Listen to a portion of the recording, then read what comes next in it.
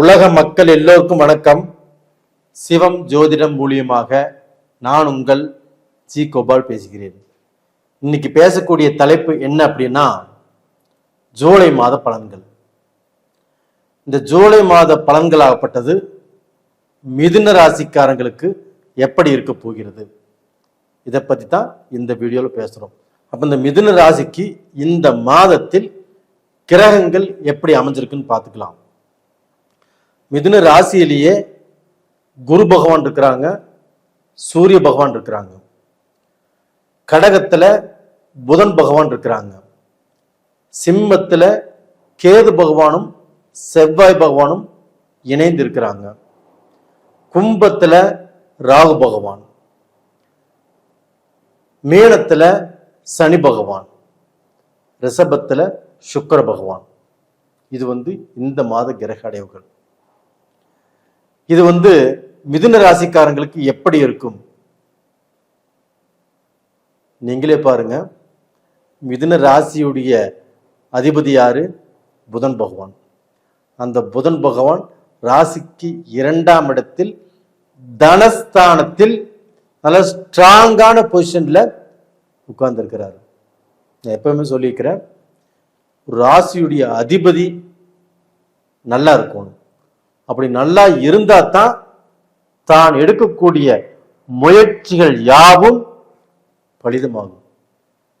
ஒரு வேலைக்கு போறோம், ஒரு பிசினஸ் பண்றோம், ஒரு கல்யாணம் பண்றோம், கொடுத்த கடன் நம்ம கேட்க போறோம், இதுக்கு எல்லாத்துக்குமே நம்ம எடுக்கக்கூடிய முயற்சிகள் எல்லாமே சக்சஸ் ஆகணும். அப்படின்னா நம்முடைய ராசிநாதன் ஸ்ட்ராங்கா இருக்கணும், நல்லா இருக்கணும். அதுவுமே உங்களுடைய ராசிநாதன் உங்களுக்கு தனஸ்தானத்துல ரொம்ப நல்லா இருக்கிறாரு. இது மட்டும் இல்லைங்க, உங்களுடைய ராசியிலேயே சூரியனும் குருவும் இணைந்து இருக்கிறாங்க.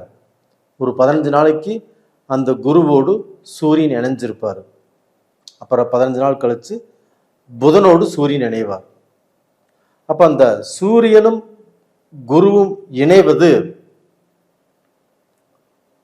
நல்ல யோகம். எப்படி நல்ல யோகம் அப்படின்னா, உங்களுக்கு பெரிய மனிதர்களுடைய சப்போர்ட் கிடைக்கும், அவங்களுடைய தொடர்பு ஏதாவது ரூபத்தில் உங்களுக்கு கிடைக்கும், ஒரு நல்ல மனிதர்களுடைய ஒரு ஆராதனை கிடைக்கும். இது மாதிரி ஒரு பெரிய லெவலில் இருக்க உங்களுடைய செல்வாக்கு கிடைச்சு அதை பயன்படுத்தி அதன் மூலியமாக நம்மளுக்கு ஒரு பொசிஷன் நல்ல நிலைமைக்கு வருவதற்குண்டான வாய்ப்புகள் உருவாகும். அதுபோக இந்த சூரியனும் குருவும் இணைந்திருப்பது அரசு வேலைகள், அரசு வேலைக்கு நீங்கள் முயற்சி பண்ணுறதோ இல்லை அரசு வேலையில் இருக்கிறீங்க வச்சுக்கோங்களேன், அந்த வேலையில் உங்களுக்கு ப்ரமோஷன் கிடைக்கிறதோ, கவர்மெண்ட்டில் ஒரு உயர்ந்த அதிகாரத்துக்கு போகிறதோ, இல்லை நீங்கள் ரொம்ப நாளாக எதிர்பார்த்துட்டு இருந்த அந்த பதவி உங்களுக்கு கிடைப்பதோ கண்டிப்பாக இந்த 15 நாட்களுக்குள்ள அது மாதிரி ஏதாவது ஒரு சம்பவம் கண்டிப்பாக நடக்கும். இது போக பார்த்தீங்கன்னா, உங்களுக்கு 5ஆம் இடத்து அதிபதி யாருங்க? சுக்கிர பகவான். 5ஆம் இடத்து அதிபதி 12ஆம் இடத்துல ஆட்சி. அப்ப அந்த 5ஆம் இடத்து அதிபதி நம்மளுக்கு 12ஆம் இடத்துல ஆட்சியாக இருப்பது உங்களுக்கு யோகம். அப்போ சுப விரயங்களை உருவாக்கும். கல்யாணம் பண்ணலாம், காது குத்தலாம், நீங்க ஒரு ஃபங்க்ஷன் பண்ணலாம், எல்லாத்தையும் வரவழைச்சு உங்களுடைய மன சந்தோஷத்துக்கோசரம் ஒரு விழா கொண்டாடலாம். இதர் மாதிரியான கண்டிப்பாக நல்ல விஷயங்கள் கண்டிப்பாக நடக்கும். ஒரு வீடு கட்டலாம், ஒரு கார் வாங்கலாம், ஒரு வீடு கட்டின வீட்டை வாங்கி கிரகப்பிரவேசம் பண்ணலாம். இது மாதிரியான நல்ல விஷயங்கள் நடப்பதற்கு சாதகமாக 5ஆம் இடத்து அதிபதி உங்களுக்கு சூப்பராக இருக்கிறாங்க.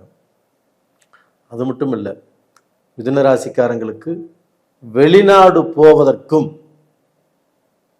அதாவது சிங்கப்பூர், மலேசியா, ஆஸ்திரேலியா, இந்த 3 கண்ட்ரிக்கு அருமையான வாய்ப்பு இருக்குது. அது போக Canada, UK, German, Switzerland, Japan, இந்த மாதிரி கண்ட்ரிக்கு முயற்சி பண்ணினாலும் நீங்கள் வேலை விஷயமாக போகலாம். அந்த நாட்டிலேயே பிஆர் வாங்கலாம். நீங்கள் அந்த நாட்டில் குடிமகன் ஆவதற்குண்டான வாய்ப்புகள் இருக்குது. கண்டிப்பாக நடக்கும். இது போக உங்களுக்கு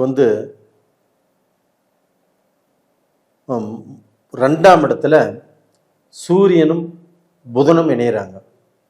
இது ஒரு யோகம், புதாதித்ய யோகம் சொல்லுவாங்க. இந்த யோகத்தால் மிதுன ராசியில் பிறந்தவங்க ஏற்கனவே நீங்கள் நல்ல அறிவாளி தான். ஒரு விஷயத்தை பார்த்தா அப்படியே மனசில் நிறுத்திக்குவீங்க. நல்ல ஞாபக சக்தி. அப்போ நல்ல அறிவும் திறமையும் உங்களுக்கு இருக்குது. ஆனால் எல்லாமே இருந்தாலும் அதற்குண்டான நேரம் வரணும் இல்லையா? அந்த நேரம் இந்த சூரியனும் புதனும் இணைவதால் உங்களுக்கு வந்தாச்சு. அப்போ அந்த எக்ஸாமுக்கு ட்ரை பண்ணலாம். அதாவது குரூப் ஏ சம்மந்தப்பட்ட எக்ஸாமுக்கு, டிஎன்பிசி எக்ஸாமுக்கு, இல்லை வேலையில் ஏதாவது ஒரு நல்ல பதவிக்கு போகணும், அதுக்கு இந்த கோர்ஸ் முடிக்கணும் அப்படின்னாலும் நீங்கள் முயற்சி பண்ணலாம். அப்போ டோட்டலாக பார்த்தீங்கன்னா உங்களுக்கு படிப்பு இந்த பீரியடில் நல்லா இருக்கும். இது போக அதே குரு பகவான் 9ஆம் பார்வையாக உங்கள் ராசிக்கு 9ஆம் இடத்தில் இருக்கும் ராகு பகவானை குரு பார்த்துடுறார். அந்த குரு பார்க்கறதுனால கோடி புண்ணியம் சொல்லுவாங்க. அந்த குரு யாரை பார்க்குறாங்க? ராகுவை பார்க்குறாங்க. அப்போ அந்த ராகு விஷத்தன்மையை கக்கிட்டு கோதண்ட ராகுவாக மாறி உங்களுக்கு ஒரு மிகப்பெரிய யோகத்தை இந்த மாதத்தில் கண்டிப்பாக கொடுக்கவிருக்கிறார். அதுவும் இந்த 1 வருஷ காலம் அந்த குருவுடைய பார்வை இருக்குது. இந்த 1 வருஷ காலத்துக்குள்ள ஏதாவது ரூபத்தில் ஒரு யோகம், ஒரு லாட்ரி யோகம், ஒரு ஷேர் மார்க்கெட்டு, இல்லை தொழில், பிஸ்னஸ், வேலை, இதில் ஏதாவது ஒரு யோகம் மாதிரி நடக்கும். நீங்கள் கண்டிப்பாக அந்த கமெண்ட் பாக்ஸில் போடுவீங்க. நானும் அதை பார்ப்பேன். நீங்களும் எனக்கு வாழ்த்துக்கள் சொல்லுவீங்க. அது போக அந்த புதன் 2ஆம் இடத்தில் இருக்கிறதுனாலையும் சூரியனும் குருவும் ஒன்றா இருக்கிறதுனாலையும் அக்கா தங்கச்சி, அண்ணன் தம்பி, இவங்க மேலே அந்த உறவுகள் நல்லா இருக்கும். அந்த உறவுகள் இன்னுமே பலப்படும். அப்போ அந்த மிதுன ராசியில் பிறந்தவங்க அக்காவுக்கோ தங்கச்சிக்கோ அண்ணனுக்கோ தம்பிக்கோ அவங்க மேல் படிப்பு படிக்கிறதுக்கு, இல்லை அவங்களுக்கு ஏதாவது ரூபத்தில் உதவி செய்யக்கூடிய ஒரு வாய்ப்புகள் உருவாகும். நல்லா இருப்பீங்க. இந்த பீரியடில் நீங்கள் வணங்க வேண்டிய தெய்வம் பெருமாளையே கும்பிட்டுவாங்க. கண்டிப்பாக இந்த மாதம் நீங்கள் பெருமாளை கும்பிடுங்க. கண்டிப்பாக நீங்கள் பிரார்த்தனை பண்ணுங்க. அந்த பிரார்த்தனை உங்களுக்கு நிறைவேறும். நேயர்களே, இந்த பதிவு பிடிச்சிருக்குன்னு நினைக்கிறேன். லைக் பண்ணுங்க, சப்ஸ்கிரைப் பண்ணுங்க. அது போக இவ்வளவு நல்லது சொல்கிறீங்க, நீங்கள் சொன்னதில் ஓகே, கிரகங்கள்லாம் நல்லா இருக்குன்னு சொல்கிறீங்க, எனக்கு எதுவுமே நடக்க மாட்டேங்குதுங்களே. அப்படி நீங்கள் உங்களுக்கு ஏதாவது நடக்கலை, சில குழப்பங்கள் இருக்குது அப்படின்னா உங்களுடைய ஜாதகத்தை அனுப்பிச்சி வைங்க. இல்லை உங்கள் ஜாதகத்தை பாருங்கள், அருகாமையில் ஜோசியர்கிட்ட பாருங்கள்.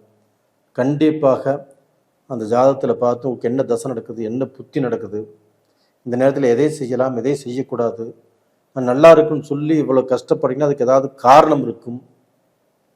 அது என்ன ஏதுன்னு பார்த்து தெரிஞ்சுக்கோங்க.